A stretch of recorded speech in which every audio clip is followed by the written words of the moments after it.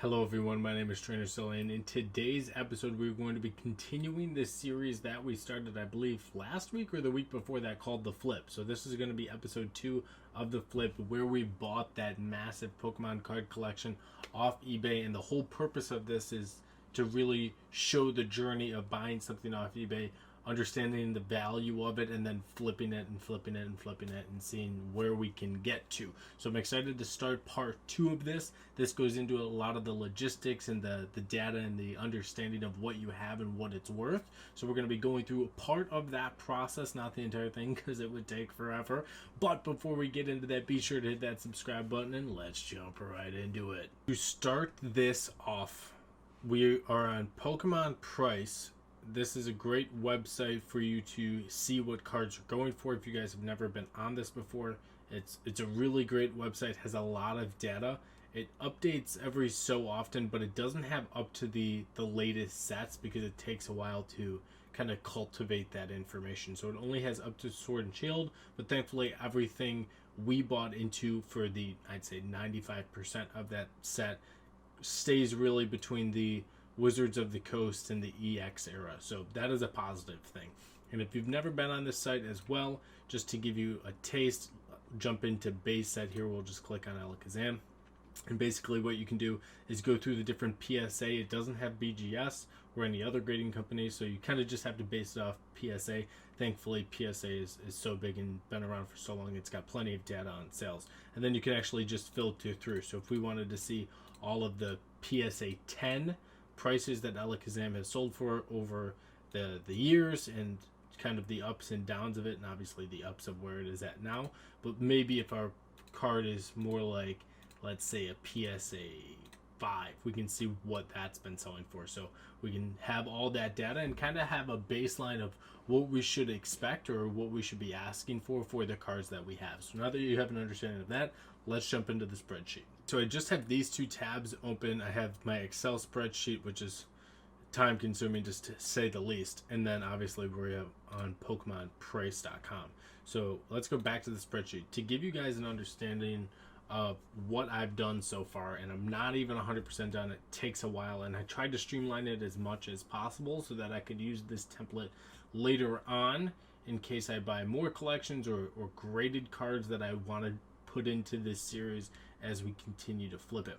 So what I've done to go horizontal across, we have the card, the set that it's from, the graded and official grade. Is it graded? So I have a drop down here, PSA, BGS, or not graded. The official grade, my opinion of the grade, my opinion condition, the card type, whether it's a hollow, non-hollow, or reverse, the original cost of the card to me, any additional costs. For example, if I took some of the profits from something I sold and I put it back into the card. So for example, let's say I wanted to get something graded because I truly do think it's a 7 to a 9 quality, maybe even if it's a 10, but I don't know how many 10s I really have in this set, and I wanted to invest some of the money we've sold. That's additional cost into the card. So that is calculated there. The total cost, expected value, actual value, these are things that I will input later on, and then I just have some formulas to easily do that. And then the totals here. So total cost it had for me, the expected value I expect to get from the cards, the actual value that I got, then the expected profits and loss, the actual profits and loss. So you'll see those are negative numbers right now. That's because I don't have really any data plugged in for what I expect the card to be worth, and that's something that I want to go through with you all. So as you can see, I had to input all of these cards, and I will try to increase that just so it takes up a little bit more of the screen for you all. That should be a little bit better. So went through all of this, every single card. The thing is, I'm still not done. I probably have about 90 cards left. I have all the way up to 290. So what do I have left? I have 95 cards left, let's say. So that's what I have left to still actually input, but I wanted to give you guys kind of a progress update of where I'm at and how I'm really looking at selling these things. So I think the important thing for me was to first understand, okay, what do I have? So let's do an inventory check, and then let's do some cost analysis of, okay, let's break down each card, even from the ones that are heavily damaged to, the ones that are looking really, really top quality, and let's see what I could get for them. So it definitely ranges the quality, and all of these grades, E is my opinion of the grade and the kind of description that PSA would give. I just wanted to have them both in case people were more familiar with one rather than the other. So I have those here. So now what I want to do with you all is to kind of just go through a couple of the checks of, okay, what does this card go for? What should I expect to get? Things along those lines. So let's go back to the top. For example, there's a lot of ones early in the collection. So like this Squirtle, I have 2 base set Squirtles. My opinion, they're a 1, poor quality. Expected value is a penny. I put a penny for everything just so that I knew whether I inputted it yet or not. But honestly, for this kind of card, I don't even know if I'm going to get anything for it just because of the absolute poor quality. I can't imagine someone actually wanting to have this. And unless they have a reason to have a damaged card, unless they want to have like a damaged full set. I don't know. That's probably really cheap to accomplish, which great. Expected value is a penny. So we'll see what happens. I'm not 100% sure what I'm going to do for ones that are in that lower tier range. So for that, there's that. Now if we go down, we see, okay, there's a couple of 5s, a couple of 4s, things like that. So let's just go to a Poliwag from base set unlimited. The U stands for unlimited because there's 3 versions really of base set. There's first edition, shadowless, and then unlimited. So this is unlimited. And I have a drop down for all of these. Okay, so it took quite a while to set this up, but it was definitely worth it in the end because it streamlined it. Trust me. From at least my perspective. So let's take this Poliwag base set unlimited. PSA 4 is what I basically expect from it. So we'll go to Poliwag. Should be a common card. And Poliwhirl. Okay, let's see. Poliwag should be down here. Poliwag, perfect. Poliwag, not shadowless, not first edition, just Poliwag. So a first edition shadowless Poliwag. Oh, I'm sorry. First edition is not what we're looking at. We're looking at unlimited. So it just has the picture there, so it confused me. So unlimited Poliwag in a PSA 10 goes for $34. So as we start to tick these off, we'll see very soon the last data point we have is a PSA 4 for $1.50. So we go back to here and we say, okay, my guess is a PSA 4. Obviously, we're not going to grade it, but for $1.50, you get a graded PSA 4. I would say I'll probably keep that one at a penny, only because I'm not going to tell somebody, hey, this is a $5 card when I know for a fact the quality that it's at, and this is a PSA 4 is $1.50, and I put it at, sure enough, a PSA 4. Thankfully, that actually worked out pretty well. So $1.50 I could expect for this graded if it's on par. So maybe we'll put 50 cents. Okay, if I can get 50 cents for it, great. Also, for total cost, all I did was I divided the number of cards because I spent a certain amount on the entire set and divided it by it all. Because it's not like I paid specifically that much for this one or that much for this one. I mean, technically, the reason it was at a value was because of certain cards rather than other ones, but I just wanted to make it consistent for everything. This is what it cost because I got 300 or plus cards, and that's how much I spent. So that was the breakdown. So now if we go to something a little bit better, we'll scroll down. We have Blaine's Rhyhorn, PSA 5, Blaine's Rapidash. Okay, so I think that's an uncommon card. So let's go to Unlimited Gym Challenge and see what we can do here. So it's super time consuming, but if you're in it for the money, and I'm personally not in it for the money, I really love joy of being brought back into collecting, but I understand that the money, the monetary value, and gain, the business aspect is very exciting to some people and kind of what drives them. And go for what drives you. And if this is it, good for you. This isn't really 100% what is it for me, but I do understand also the benefit and the value of taking X and turning it into Y and then turning it to Z, because Z is eventually what I really actually wanted. So there is some benefit to that. So I think we're on Blaine's Rapidash Gym Challenge. So let's see, Blaine's Rapidash, not first edition. So there's one PSA 9 and there's no sales data. So this is kind of a shot in the dark. I could check eBay real quick. eBay pulled up Blaine's Rapidash, and I have an unlimited for $3.25 near mint. First edition $4. Okay, near mint $1. What was our 6 PSA 6? I mean, near mint. Let's compare what this one looks like and see the back of it. So that's actually a pretty good looking card. Near mint's probably a very fair description of that one. So that one's going for $1.50. I would say ours doesn't look on par with that. So, and that's a pretty good price. Also factor in the shipping. So like $3.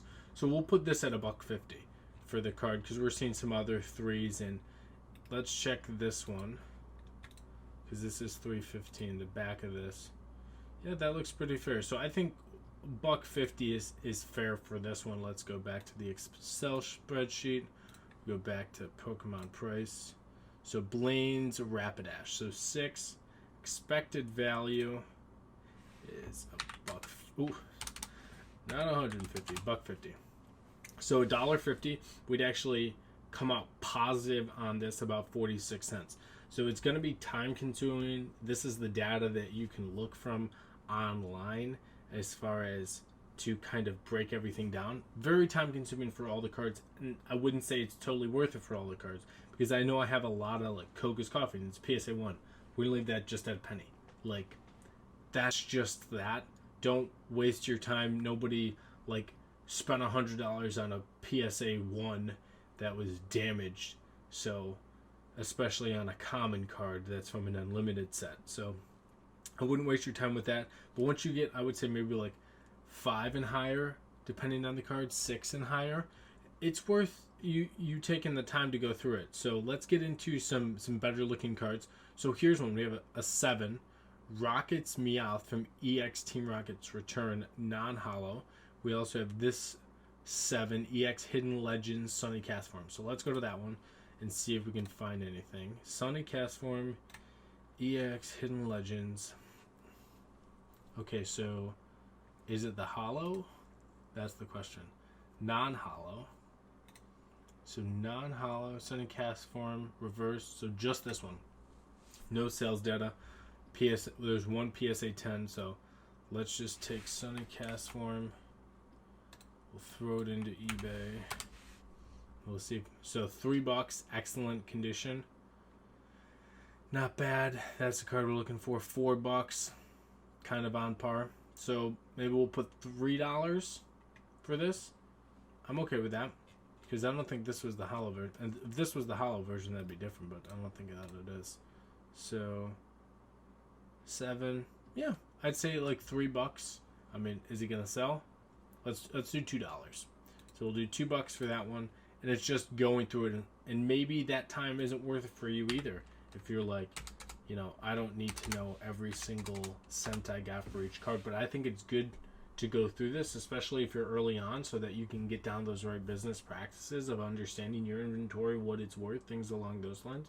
And now you can be like, hey, if I get, even $1.50 for that, okay, that's not bad. It's 75% of what I was expecting, and it's not, a huge difference as far as cost. 50 cents on, $2. Maybe you get $2.25. Great, you made more than you expected.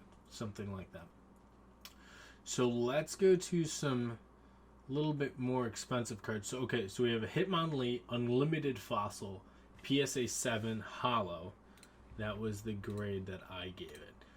I tried to be as critical as possible and as fair to both sides as far as what the condition of the card was in. And I would say I was very, very accurate with my grading. Now, obviously, it could be off because I'm not the one grading the card officially, but my unofficial grade, I feel very confident in. So, plenty of sales on Unlimited, Hitmonlee.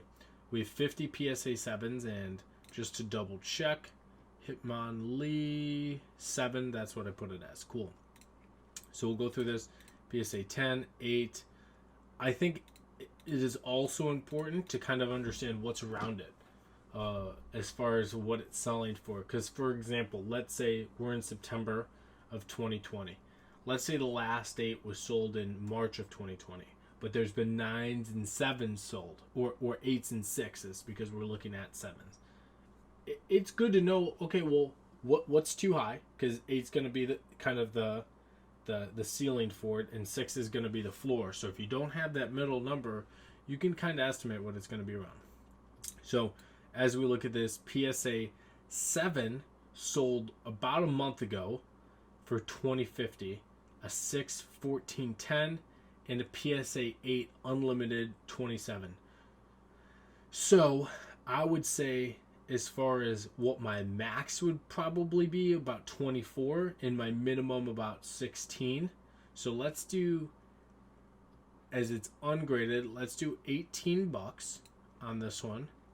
And that would be a good price to get from it, in my opinion. So Hitmonlee Unlimited Fossil, expected value is $18. And we'll go back up, just so everybody's clear on what I'm typing in. This is the expected value column. So we have $18 there. Cool.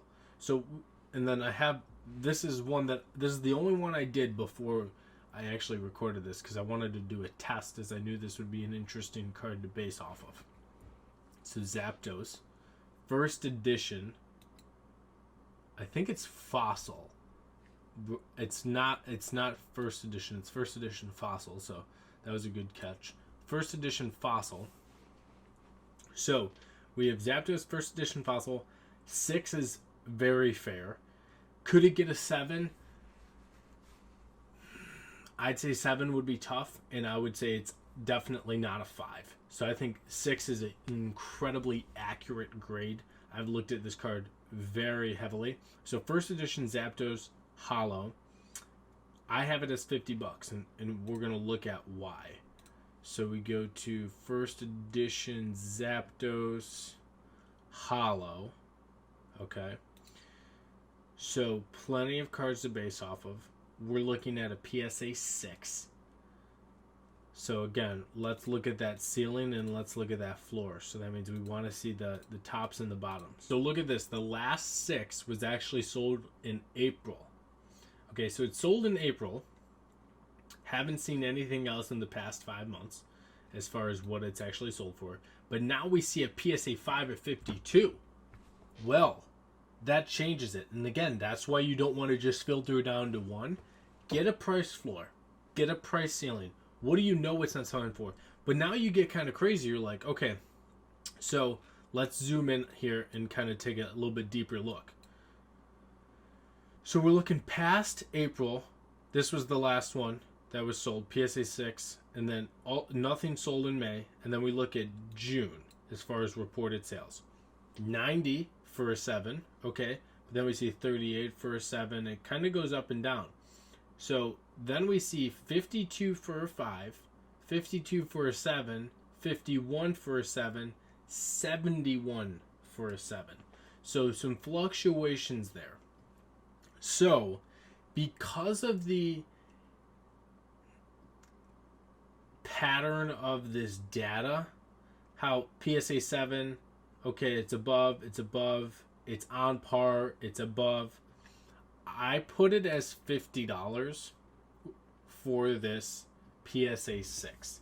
Again, it's not officially graded. This is my unofficial grade. I would say $50 is very fair for this card. It's first edition, excellent to mint condition, in my opinion. And I think the pictures will definitely show of it. And I might have actually done a very close-up look in the first video. It's at basically where the last PSA 5 sold, but also it's in still that PSA 7 range as far as where those have sold to.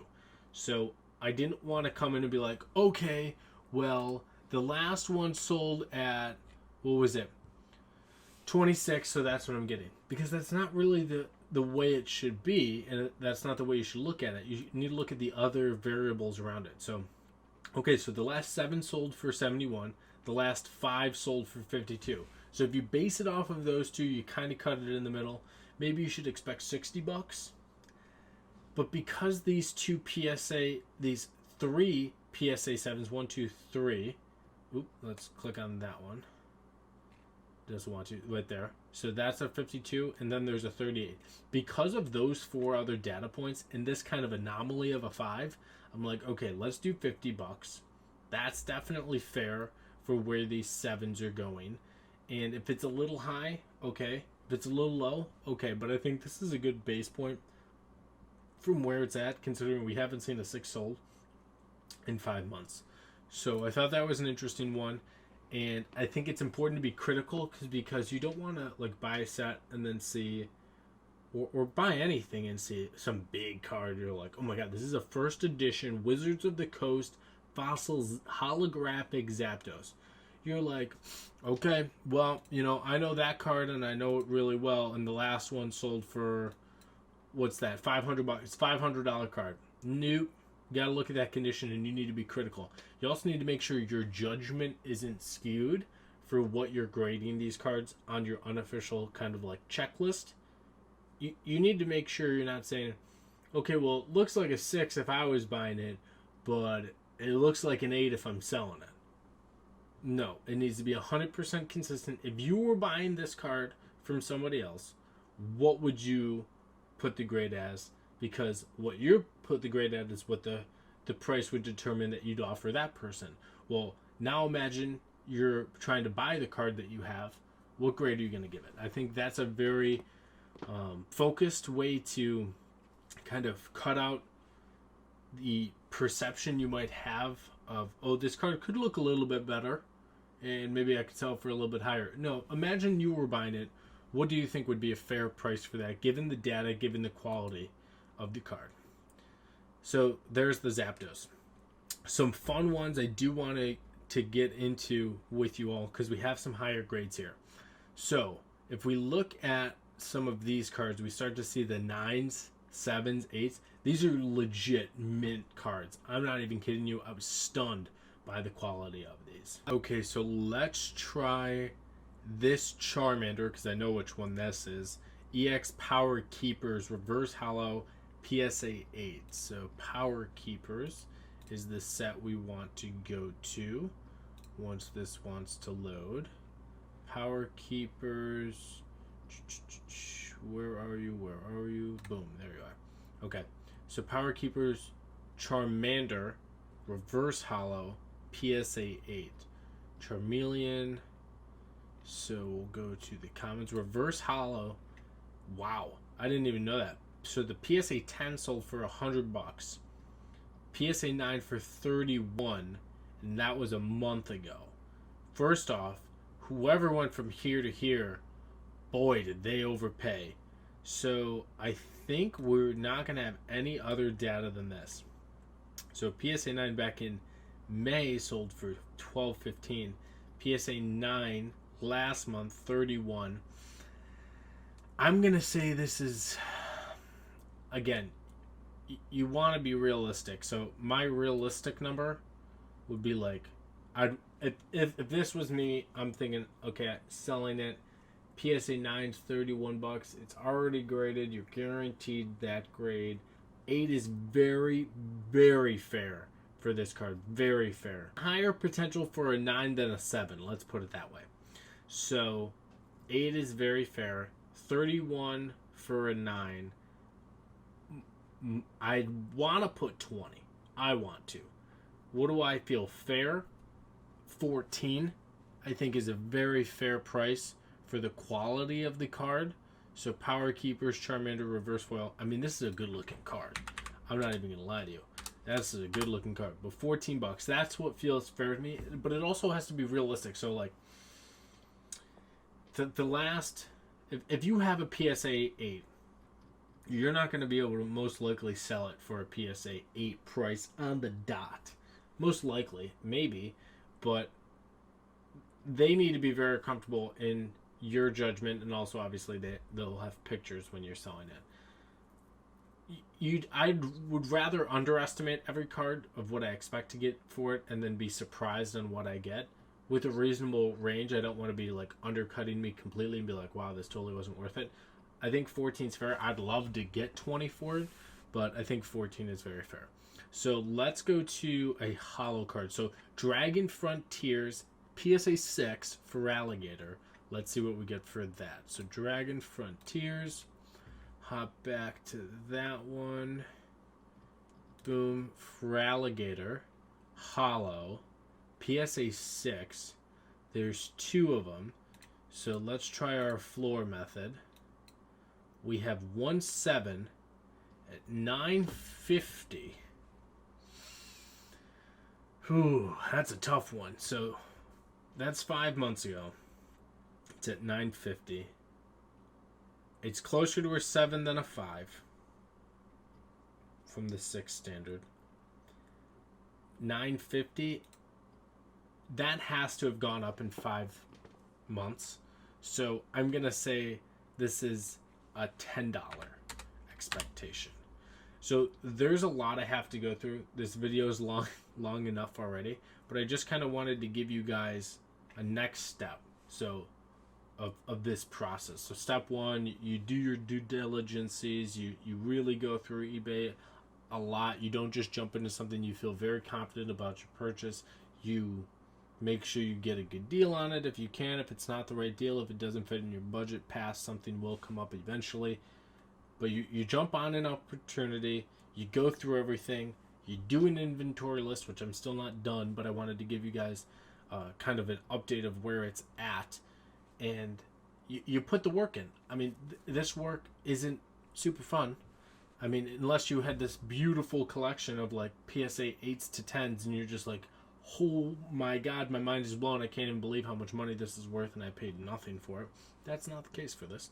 So there's still about 90 more cards, 95 cards that I need to enter in. I need to finish this process, go through everything. So the next step will be this completed, and then our process of beginning the selling process. So I appreciate you all for watching. Hopefully this helped you watching in some way or another. A lot of detail in it, but I totally believe in the long run, as this is a long journey. We're not going to flip this for $15,000 and then go buy a first edition booster box. That's not going to happen. So this is a long journey, and you need to be strategic with how you go about it. So I think this is a good method, a good start for right now. And the journey will be continuing, and I'm excited to do it with you all. My social media links are down in the description below. On Instagram, I'm doing daily pack openings, daily code giveaways. Just did 10 Fates 10 giveaway as well, so definitely check me out there. Be sure to hit that subscribe button, and I'll catch y'all in the next episode.